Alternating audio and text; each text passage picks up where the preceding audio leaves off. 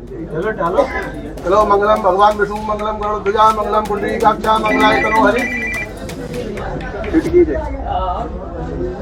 भक्ततुल्य महाकाय सूर्यकोटि संप्रभा निर्विघ्नं कुरु मे देव सर्वकार्येषु सर्वदा। आपकी जोड़ी सलामत रहे।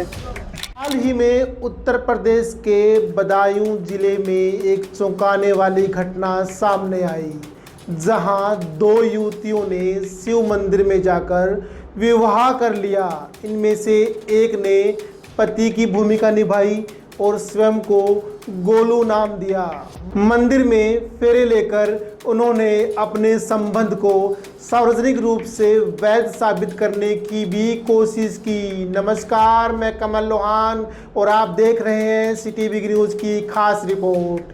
यह समाचार जितनी तेज़ी से सोशल मीडिया पर वायरल हुआ, उससे ज़्यादा तेज़ी से समाज में बवाल मच गया। आखिर ये क्या हो रहा है? आखिर हम किस ओर जा रहे हैं? संस्कारों से जुड़ी भूमि पर जब परंपराएं डगमगाने लगे तो सवाल तो उठेंगे। क्या यह देश का विकास हो रहा है या पश्चिमी सभ्यता देश का सत्यानाश कर रही है? इनको देखकर बच्चे सवाल पूछेंगे तो क्या जवाब दोगे? क्या यही है भारत की सभ्यता और संस्कृति? वही हिंदू धर्मशास्त्रों के अनुसार विवाह एक संस्कार है, जिसमें विवाह केवल स्त्री और पुरुष के बीच ही संभव है, क्योंकि यही संतान उत्पत्ति और गृहस्थ धर्म का आधार है। लेकिन जब समाज में ऐसे उदाहरण आते हैं जहां एक ही लिंग के दो व्यक्ति विवाह सूत्र में बनते हैं, तो यह भारतीय धार्मिक, सांस्कृतिक और नैतिक मूल्यों के खिलाफ नजर आती है। अब जानिए इस पूरे मामले को लेकर हमारा कानून क्या बोलता है। भारत का संविधान नागरिकों को समानता और अभिव्यक्ति की स्वतंत्रता देता है, और इस बात को देखते हुए सुप्रीम कोर्ट ने 2018 में धारा 377 को निरस्त कर समलैंगिक संबंधों को अपराध की श्रेणी से बाहर कर दिया। यानी कि आपसी रजामंदी से ये लोग एक साथ रह सकते हैं, पर शादी कानूनन नहीं कर सकते। तो अब सवाल यह उठता है, कानून की छाया में जन्म लेने वाली आज़ादी क्या अब संस्कृति की जड़ों को काट रही है? इस पूरे मामले के बाद हमने कुछ आंकड़े निकाले जो वाकई में हैरान कर देने वाले थे।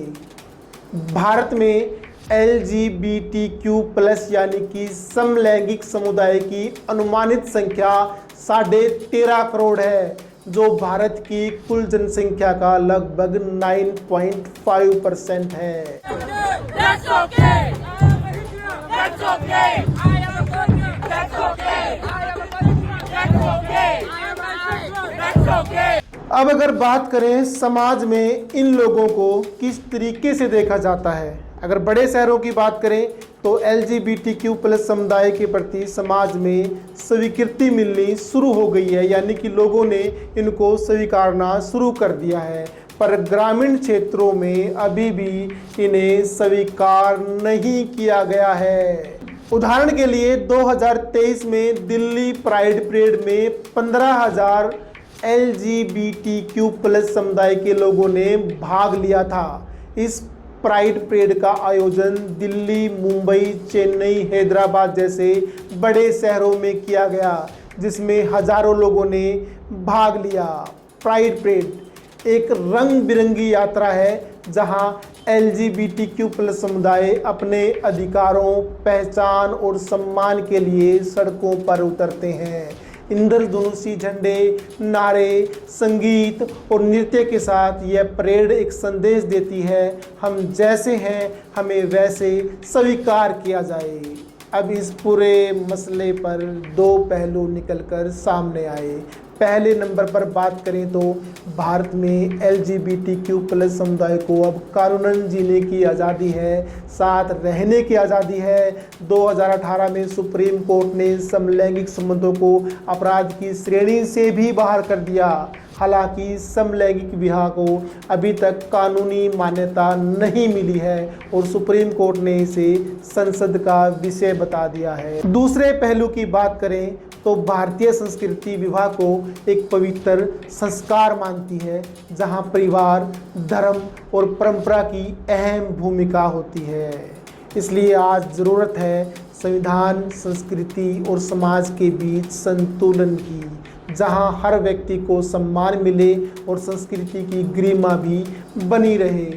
अब मुद्दा यह है कि क्या सरकार को इस विषय पर गंभीरता से नहीं सोचना चाहिए, क्योंकि ये केवल दो युवतियों की निजी स्वतंत्रता की बात नहीं, यह एक पूरी सभ्यता, एक संस्कृति और एक मूल व्यवस्था के भविष्य पर बड़ा सा प्रश्न चिन्ह है।